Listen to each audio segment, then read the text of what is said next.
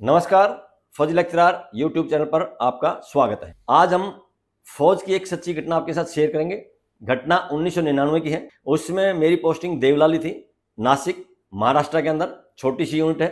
मेरी बेसिक जो ट्रेड थी वर्कशॉप सी थी, जो स्टेशन वर्कशॉप में रहता है, मेन काम उनका। लेकिन किसी कारण से सेक्शन के जो इंचार्ज थे उन्होंने किसी दूसरे कहने से मेरे को वहां से निकलवा दिया था। और मेरे को वहां से निकलवा कर अंदर एक सेक्शन था QS जिसको बोलते थे, वहां मेरे को भेजना चाहते थे। लेकिन जो हमारे चीफ इंजीनियरिंग ऑफिसर थे, CN जो उनको बोलते थे, वहां उनकी नज़र में मैं एक बहुत ही सिंसियर हार्ड वर्कर, काम की नॉलेज वाला बंदा था। क्योंकि जब भी वो जीप लेकर वर्कशॉप के सामने से गुजरते थे या वापस अपने ऑफिस में आते थे, वर्कशॉप के सामने से गुजरते थे, तो हमेशा उनको मैं काम करता हुआ मिलता था। और कभी किसी काम के लिए मैंने मना नहीं किया था।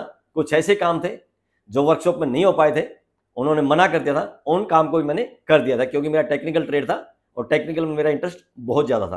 पहले मैंने एक वीडियो में बताया था कि ट्रेनिंग सेंटर में किस तरह से जो मेरा ट्रेनिंग का इंस्ट्रक्टर था उसने मेरे से सवाल किया था। उसको ये डाउट हो गया था कहीं ये जन्मजात ठठेरा या लोहार तो नहीं है। क्योंकि 10-12 घंटे का जॉब मैं 6 से 7 घंटे में कर देता था, 18 घंटे का जॉब 12-13 घंटे में कर देता था। और पहली पोस्टिंग मुझे कानपुर मिली थी। कानपुर में BRD है, BRD मतलब बेस रिपेयर डिपो। कानपुर से जब मैं देवलाली गया था, देवलाली एक बहुत छोटा सा स्टेशन है, तो वहां मेरी रिपोर्ट पहले चली गई थी कि BRD से आ रहा है, तो BRD से आ रहा है तो जानकारी ज्यादा होगी। तो वहां से जब मेरे को MTRs में शिफ्ट कर दिया था या MTRs में अटैच कर दिया था, तो MTRs में मेरा कोई खास काम नहीं था। क्योंकि MTRs में जो MT फिटर थे उनका मेन काम था, जो गाड़ियों के इंजन का काम करते थे। लेकिन गाड़ियों की जो टूट फूट का काम था, जो वर्कशॉप में होना था, तो CNO ने मुझे कहा कि आपकी ड्यूटी रहेगी, सभी गाड़ियों को चेकिंग करते रहिए, और किसी भी गाड़ी में कोई ऐसा काम है जिसका संबंध वर्कशॉप से है, और यहां से जॉब कार्ड बनवाइए, गाड़ी लेकर वर्कशॉप जाइए और वर्कशॉप में वो काम करवाना, ये आपकी जिम्मेदारी रहेगी। सभी गाड़ी अपडेट रहनी चाहिए। मैंने कहा ठीक है जी। तो एक बार तो स्कूल बस थी, स्कूल बस में एक माइक्रो स्विच लगाना था। माइक्रो स्विच का मतलब ये था कि जब खिड़की खुले तो स्विच ऑन हो जाए, ट्यूं ट्यूं की आवाज आए, और खिड़की बंद हो तो स्विच बंद हो जाए, और ट्यूं ट्यूं की आवाज बंद हो जाए। उसका सीधा सा मतलब था कि ड्राइवर को ये इंडिकेशन रहे खिड़की खुली है या बंद है। अगर खिड़की खुली है या ठीक से बंद नहीं हुए तभी वो ट्यूं ट्यूं की आवाज करेगा, जिससे ड्राइवर गाड़ी ना चलाए और बच्चों के साथ कोई हादसा ना हो। वो माइक्रो स्विच लगाने के लिए जब वर्कशॉप में गाड़ी लगाई गई तो माइक्रो स्विच उन्होंने लगा के दिया, फिट करके दिया। वापिस जब वो बस MTRs में आई, MTRs में आने के बाद जो इलेक्ट्रिशियन थे जिन्होंने बिजली का काम उसमें करना था, वायरिंग करनी थी, बिजली के कनेक्शन देने थे, यानी कि बैटरी से लेके उस स्विच तक, तो जब वो कनेक्शन देने लगे, ना तो उनके हाथ वहां पहुंच रहे थे, ना स्क्रू ड्राइवर काम कर रहा था। तो उन्होंने मुझसे कहा कि वर्कशॉप वालों ने कैसे काम कर दिया। मैंने कहा सर, इस समय मैं वर्कशॉप की स्ट्रेंथ पे नहीं हूं, मैं आपके सेक्शन की स्ट्रेंथ पे हूं, मैं MTRs में हूं, और ये मेरा काम नहीं है, ये वर्कशॉप वाला का काम है। तो उन्होंने मुझसे कहा क्या आप इसको ठीक कर सकते हो। मैंने कहा हाँ बिल्कुल कर सकते हैं। उन्होंने कहा कि इसको ठीक कर लाऊं। तो मैंने दोबारा से एक नया जॉब कार्ड बनाया, बस ली, वर्कशॉप में गया, वर्कशॉप के सामने बस खड़ी करके जो इंचार्ज थे वर्कशॉप के, जिन्होंने मेरे वहां से निकलवा दिया था, मैंने उनसे कहा कि सर आपके वर्कशॉप के कुछ मशीन, खासकर जो वेल्डिंग प्लांट है वो इस्तेमाल करना है, ड्रिलिंग मशीन वो इस्तेमाल करनी है, और ये जॉब कार्ड लीजिए, आप मैन पावर भी अपनी दिखाइए और मटेरियल भी अपना दिखाइए, काम मैं खुद करूंगा। उन्होंने कहा ठीक है कर लीजिए। उन्होंने जो फिटिंग किया था मैंने उसको निकाला, और निकालने के बाद इस तरीके से फिट किया कि 2 जो स्क्रू थे वो खोलते ही वो स्विच बाहर आता था, और वो फिट करना हो 2 स्क्रू के साथ टाइट हो जाता था। जब मैंने वो करके दिखाया तो वर्कशॉप का जो इंचार्ज था उसने, वहां एक और लड़का था उड़ीसा का, दास था, उसको कहा कि दास इस लड़के का काम देख, और दूसरा एक लड़का वर्कशॉप का उसका काम देख। क्योंकि उसी के कहने से, उसी के बहकाव में मेरे को वहां से निकलवा था। तो दास भी मुंह फटता, एकदम मुंह पे बोल देता था। उसने कहा सर इसको वर्कशॉप से निकाला किसने, आपने ही निकाला था। तो वर्कशॉप का IC एकदम चुप हो गया। जब मैं गाड़ी लेकर वापस MTRs आया और मैंने इलेक्ट्रिशियन को बुलाया और कहा कि देख लीजिए आपका स्विच सही है या नहीं, आप फिटिंग कर सकते हो कि नहीं कर सकते हो, और जब स्विच खराब होगा, स्विच बदलना होगा, आसानी से बदला जा सकता है या नहीं बदला जा सकता। मैंने कहा ये 2 स्क्रू हैं, खोलना है और 2 स्क्रू लगाते फिट हो जाएगा। उन्होंने कहा बड़ा अच्छा काम किया यार, वर्कशॉप को वालों को तो कुछ आता ही नहीं, जिसको वर्कशॉप में आता था उसको वर्कशॉप से निकाल दिया। मैंने कहा सर उस बात को छोड़िए, आपका काम था, काम हो गया, मैं वर्कशॉप में रह के काम करूं या MTRs में रह के काम करूं, आपका काम हो रहा है। इसी तरह की एक और घटना है। वहां गाड़ी जो थी, बस तो 1-2 ही थी बच्चों के लिए, ट्रक ज्यादा थे क्योंकि लोडिंग का मेन काम था। इक्विपमेंट डिपो था। सामान को नासिक ले जाते थे, बॉम्बे, पूना, वहाँ गाड़ी आती थी, ट्रक जाते थे। उनके गेयर बॉक्स होते थे। गेयर बॉक्स उतारने के लिए आजकल तो तरह तरह की जैक आ गए, हाइड्रोलिक जैक आ गए, क्योंकि 1999 घटना है, उसमें इतनी सुविधा नहीं थी।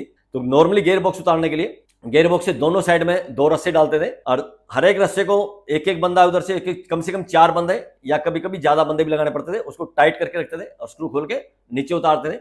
गेयर बॉक्स का काम होने के बाद इसी तरह रस्सों के साथ ऊपर उठा के और उसको फिटिंग किया जाता था। यानी कि रस्सों से जब उतारना है और ऊपर लोड करना है, 4 बंदे कम से कम रस्से खींचने के लिए चाहिए, और एक बंदा नीचे उस गेयर बॉक्स को एडजस्ट करके नट बोल्ट उसमें टाइट करने के लिए चाहिए था। एक दिन संडे का दिन था, और जो फायर ब्रिगेड है यानी कि आग बुझाने वाली गाड़ी, उसके गेयर बॉक्स में कोई कमी आ गई, उसका काम करना था। अब फौज में ये तो है नहीं भाई संडे है तो काम नहीं होगा, फौज में 24 घंटे ऑन ड्यूटी है। जैसे ही गाड़ी आई, क्योंकि फायर ब्रिगेड की गाड़ी है, उसको मंडे के लिए रोक नहीं सकते थे, संडे को ही उस पर काम करना था। तो एमटीआरस के कुछ बंदे जिन्होंने उस पर काम करना, उनको बुला लिया, साथ में मेरे को भी बुला लिया, क्योंकि मैं भी एमटीआरस का ही पार्ट था। भले ही मुझे एमटीआरस का कोई मेरा जॉब नहीं था, लेकिन वो रस्सा पकड़ के खींचने के लिए, गेयर बॉक्स उतारने के लिए, नीचे लाने के लिए, ऊपर अपलोड करने के लिए, उसके लिए मैन पावर की जरूरत थी, और उसके लिए मुझे बुला लिया गया। तो जब गेयर बॉक्स उतारने लगे, उतारने में तो इतनी दिक्कत नहीं हुई, क्योंकि 5 बंदे टोटल थे, 4 बंदों ने रस्से खींचे और एक ने स्क्रू नट बोल्ट खोल के नीचे उतार दिया। काम होने के बाद फिट करने लगे, उसमें हालत खराब होगी, क्योंकि जो फायर ब्रिगेड थी उसका जो गेयर बॉक्स था, दूसरे जो ट्रक थे उनके गेयर बॉक्स से ज्यादा हैवी था, ज्यादा वजनदार था। अब उसको उठाने के लिए काफी दिक्कतें आई। हालांकि वो काम हमने उस दिन कर दिया था, लेकिन मेरे दिमाग में एक सवाल आया कि इसके लिए क्या कोई ऐसा जैक नहीं बनाया जा सकता जिससे आराम से एक बंदा इस गेयर बॉक्स को नीचे उतार दे और एक बंदा है इसको गेयर बॉक्स को फिट कर दे। इसी तरह आगे अगर कभी समस्या आए, सारे को ना बुलाकर, 5-6 बंदों को ना बुलाकर, या जब भी काम करना हो सारे काम छोड़ के गेयर बॉक्स उतारने के लिए, गेयर बॉक्स ऊपर खींचने के लिए, रस्से खींचने के लिए बुलाए जाते हैं। ये मैन पावर ना बुलानी पड़े, तो क्यों ना एक ऐसे जैक पे काम किया जाए, बना जाए। पुराने जैक थे, कार के जैक आपने देखे होंगे। कार का जैक जो खराब हो चुका था, उन्होंने रिटायर कर दिया था, वहां से मैंने एक जैक निकलवाया और मैंने कहा इस पर मैं एक रिसर्च करके काम करना चाहता हूं, कोशिश करता हूं अगर स्पेशल जैक बन जाए तो मैंने उस कार के जैक की मदद से, कार के जैक से जो घूमने वाला लंबा स्क्रू था उसको लिया, और वर्कशॉप में जो लोहे की पत्तियां थी, एंगल थे, उनको लेकर एक स्पेशल जैक डिजाइन किया। जो ट्रक थे, टाटा के ट्रक थे, अशोक लेलैंड के ट्रक थे, और जो फायर ब्रिगेड की गाड़ी थी, उनका हाइट और उनका साइज देख के उस हिसाब से उसको बनाया। और उसको ऐसे अप डाउन करने के लिए एक आदमी बड़े आराम से अप कर सकता था, एक आदमी बड़े आराम से डाउन कर सकता था। उसके ऊपर अलग अलग एसेसरी बनाती थी। अगर टाटा ट्रक का गेयर बॉक्स नीचे उतारना है या ऊपर अपलोड करना है, तो ये आपने इस तरह की फिटिंग है, ये रखना है ताकि उसके गेयर बॉक्स से नीचे फिट आ जाए। अशोक लेलैंड का अगर आपने गेयर बॉक्स नीचे उतारना है, ऊपर उठाना है, तो ये एसेसरी आपने इस्तेमाल करनी है। और फायर ब्रिगेड का अगर गेयर बॉक्स उतारना है, तो उसके लिए आपने ये एसेसरी इस्तेमाल करनी है। और वो मेरा जैक एकदम फिट हो गया था, सक्सेसफुल हो गया था। बाद में जो दास था वर्कशॉप में, उसने उस जैक के ऊपर मेरा नाम भी लिख दिया था।